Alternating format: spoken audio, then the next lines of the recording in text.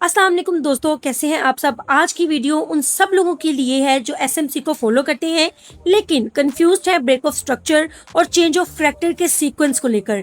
Entry का exact point क्या है, कौन सा स्ट्रक्चर कंफर्म करेगा एंट्री के लिए ग्रीन लाइट, आज सब कुछ क्लियर हो जाएगा इंशाल्लाह। सेक्शन 1 में हम देखेंगे कि break of structure and change of factor basic different क्या है।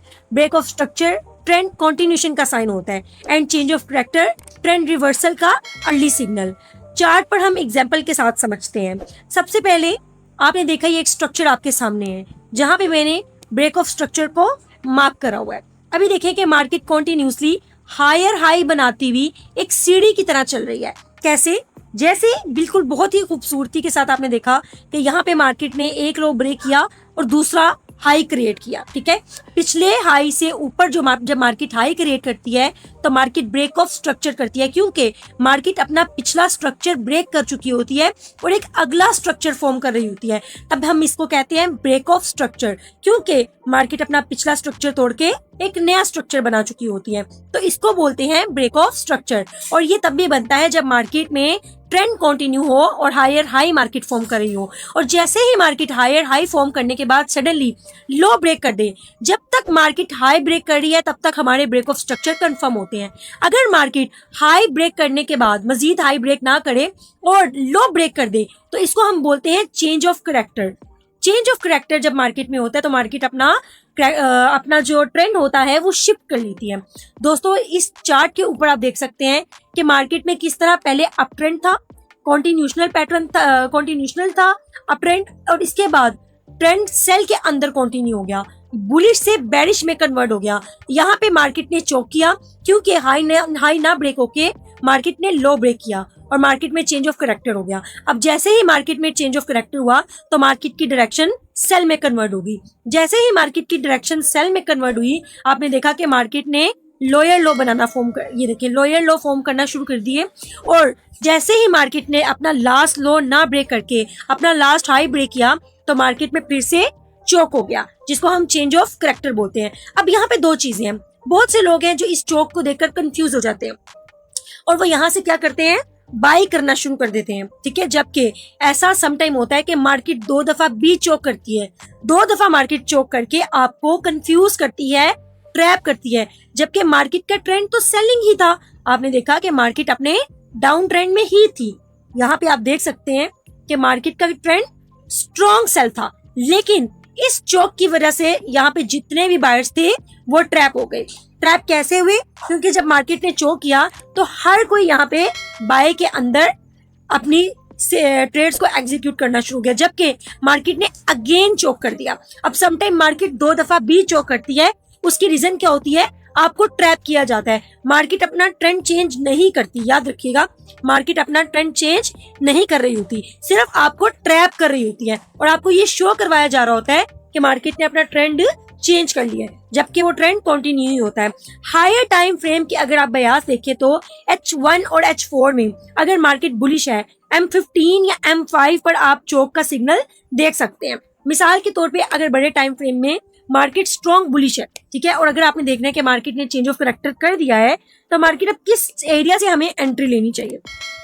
सबसे मेन चीज ये है जहां पे लोग कंफ्यूज होते हैं कि हमें एंट्री कहां पे ट्रिगर करनी चाहिए। मान के चले अगर मार्केट ने चेंज ऑफ करैक्टर कर भी दिया था यहाँ पे, तब भी आप यहाँ पे डायरेक्ट बाय में एंटर नहीं हो सकते, क्योंकि हमें मार्केट में ब्रेक ऑफ स्ट्रक्चर कंफर्म होने के बाद इंड्यूसमेंट का वेट करना होता है।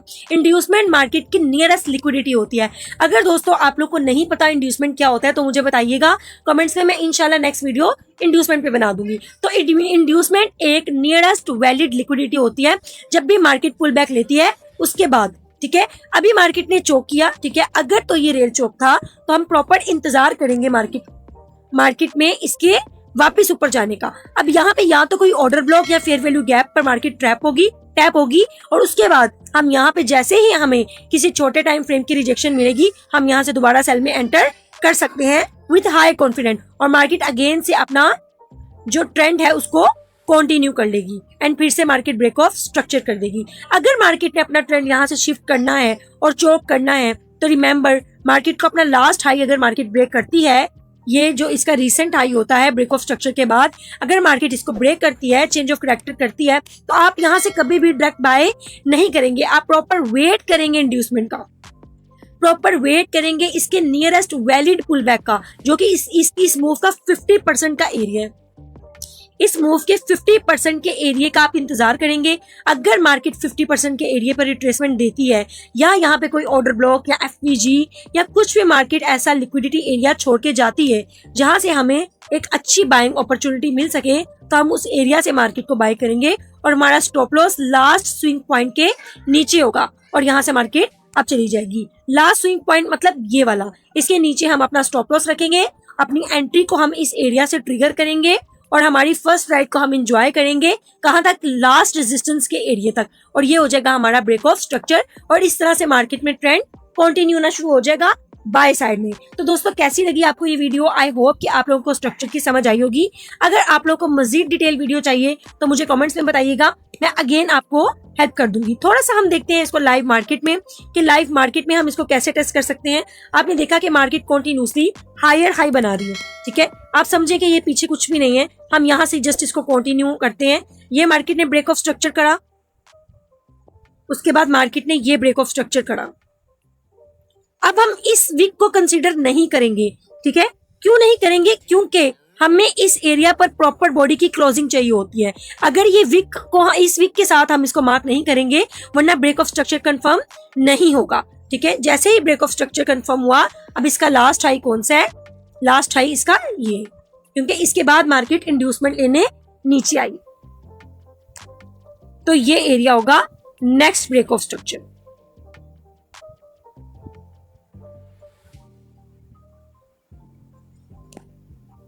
इस एरिया के बाद आपने देखा कि लास्ट हाई ये था, इसके बाद मार्केट नीचे आई, ये एक एरिया था।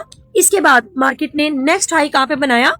जब मार्केट ने इस एरिया की इंड्यूसमेंट ली, तो उसके बाद ये एरिया था, ठीक है। और इसी तरह मार्केट ने जब चोक किया तो हमारे पास लास्ट लो कौन सा था? ये लास्ट लो था। मार्केट ने अपना लास्ट लो ब्रेक किया, हाई ना ब्रेक करके, तो यहाँ पे मार्केट ने चेंज ऑफ करैक्टर कर दिया। जैसे ही मार्केट ने चेंज ऑफ करैक्टर किया, अब मार्केट का मोमेंटम किस में शिफ्ट हो गया?